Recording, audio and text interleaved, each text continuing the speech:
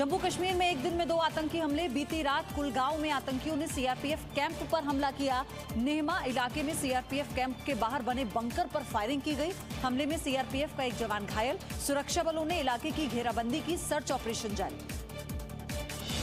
जम्मू कश्मीर के बारामूला में हुए आतंकी हमले में देश के 4 जाबाज शहीद हो गए। शहीदों में जम्मू कश्मीर पुलिस का एक जवान, सीआरपीएफ के 2 जवान और सेना का एक जवान शामिल है। बीती रात अंधेरे की वजह से तलाशी अभियान रोकना पड़ा।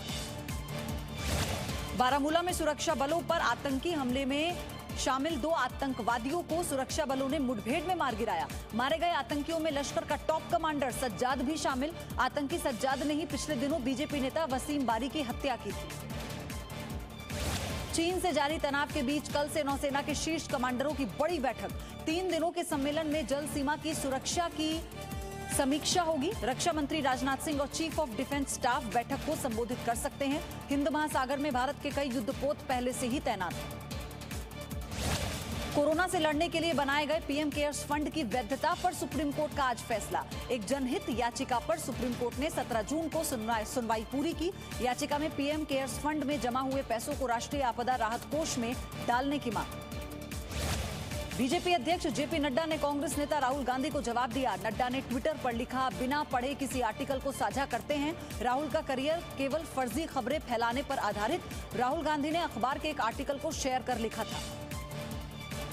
कांग्रेस से निकाले गए नेता संजय झा के ट्वीट पर बहस तेज। कांग्रेस ने कहा, संजय झा के दावे जैसे कोई चिट्ठी नहीं मिली है। फेसबुक बीजेपी मुद्दे से पर्दा हटाने की कोशिश। संजय झा ने कहा था, कांग्रेस के करीब 100 नेता पार्टी नेतृत्व में बदलाव चाहते हैं।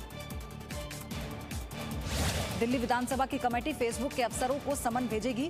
दिल्ली विधानसभा की शांति और सद्भाव समिति की बैठक हुई। अमेरिका के online news platform wall street journal की एक रिपोर्ट पर चर्चा की। दूरी कम करने की कोशिश में सऊदी अरब पहुंचे पाकिस्तानी सेना प्रमुख कमर जावेद बाजवा। द्विपक्षीय संबंधों पर बातचीत। कश्मीर मुद्दे पर सऊदी अरब पाकिस्तान का रुख खारिज कर चुका है। पाकिस्तान के विदेश मंत्री शाह महमूद कुरैशी के बयान से भी सऊदी अरब नाराज है। संसद का मॉनसून सत्र सितंबर के पहले हफ्ते में शुरू हो सकता है। सत्र के दौरान सांसदों के बैठने की नई व्यवस्था रहेगी। कोरोना के चलते सामाजिक दूरी का विशेष ध्यान रखा जाएगा। संसदीय कार्य मंत्री प्रहलाद जोशी ने सदन का दौरा किया। भारत की मदद से नेपाल में चल रही विकास योजनाओं पर दोनों देशों के बीच बैठक हुई। रामायण सर्किट और महाकाली नदी पर पुल समेत कई मुद्दों पर चर्चा की गई। नेपाल में भारत के राजदूत और नेपाल के विदेश सचिव ने वीडियो कॉन्फ्रेंसिंग के जरिए बातचीत। बेंगलुरु हिंसा में हुए संपत्ति के नुकसान की भरपाई को लेकर हाईकोर्ट जाएगी राज्य सरकार। दोषियों से पैसे वसूल करने की तैयारी। Social democratic party of India पर प्रतिबंध पर भी विचार। सोशल मीडिया पोस्ट को लेकर बेंगलुरु में बीते मंगलवार को हुई थी हिंसा। मुंबई के बांद्रा में इमारत गिरने से बड़ा हादसा हुआ। वक्त रहते 16 लोगों को बचा लिया गया। 2 लोग इसमें घायल हुए। दोनों अस्पताल में भर्ती। जानकारी के मुताबिक इमारत पहले से ही खाली थी। बीजेपी नेता ज्योतिरादित्य सिंधिया ने इंदौर में लोकसभा की पूर्व स्पीकर सुमित्रा महाजन से मुलाकात की। कांग्रेस नेता दिग्विजय सिंह के आरोप पर बोले, जनता तय करेगी कौन असली कौन नकली।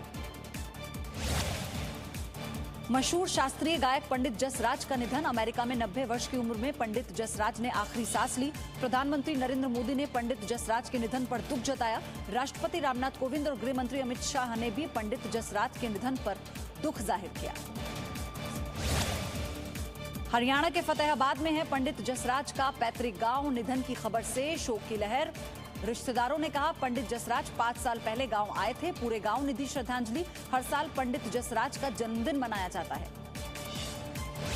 गुजरात में बाढ़ बारिश से हालात बिगड़े। सूरत, जामनगर और वडोदरा बाढ़ से बेहाल। सूरत और वडोदरा के निचले इलाकों में पानी भर गया।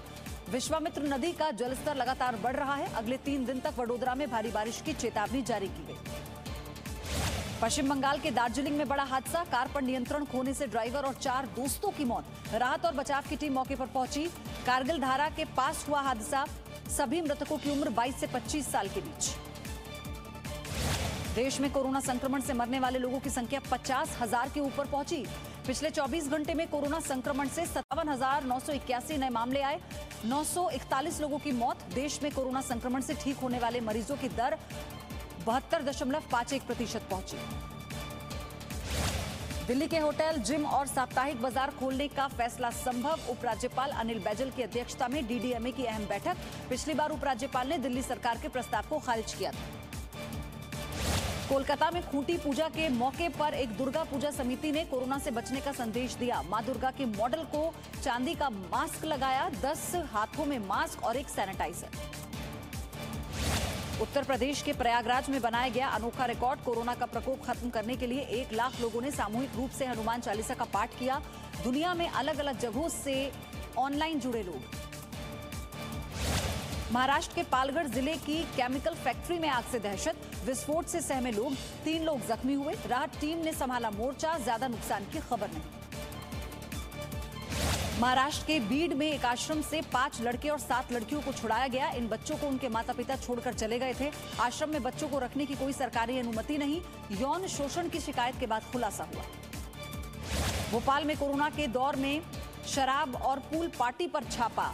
रात्रि कर्फ्यू की उड़ाई गई धज्जियां। कोलार के ग्रीनफील्ड विला में चल रही थी पार्टी। पुलिस ने 30 युवक और युवतियों को हिरासत में लिया। आगे की कार्रवाई जारी।